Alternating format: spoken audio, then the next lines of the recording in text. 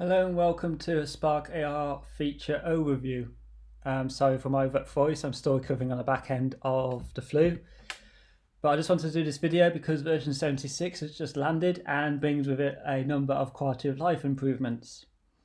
So for those who have had issues with things like placing objects on the top of the head or working out how to place things on the neck area, there's some fantastic templates that are now included which will help you solve some of these most common issues. But let's have a look at the new features. I'm just going to dive in and create a new blank project, like so.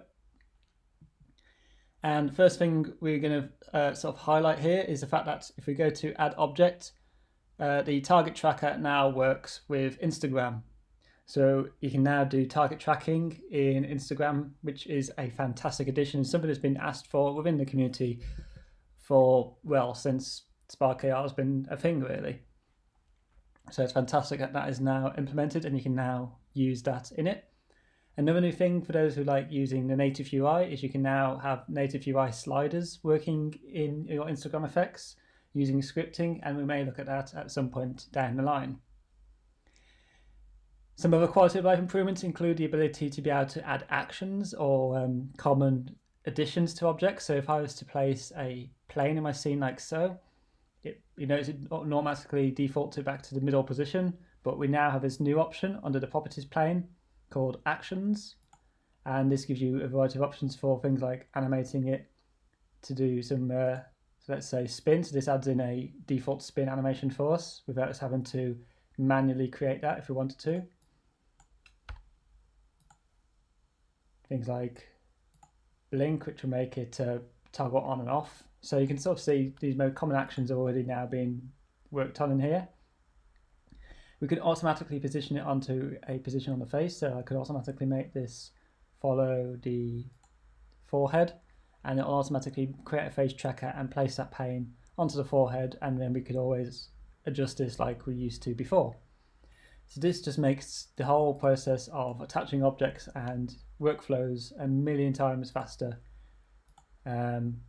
and obviously a lot more intuitive to those who may have not used Spark AR before.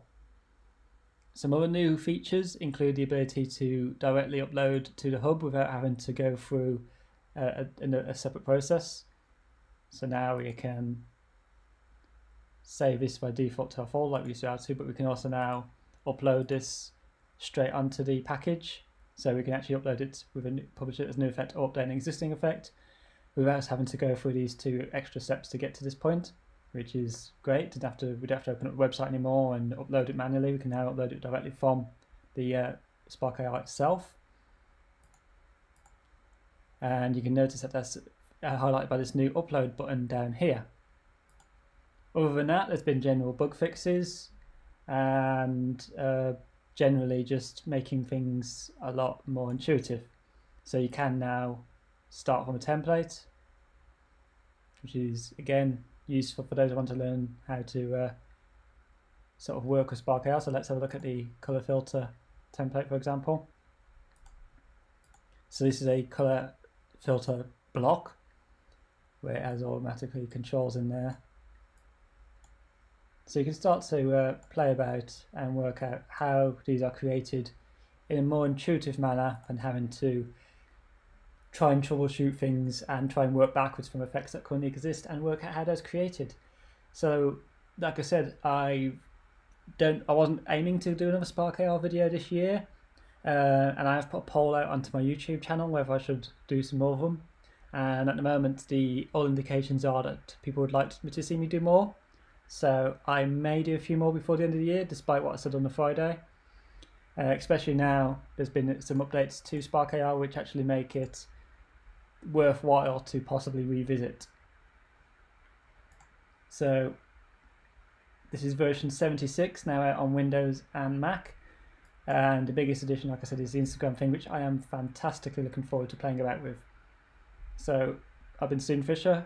I'm still recovering from a flu, and I hope this feature / update overview is exciting to you as it is to me. Goodbye.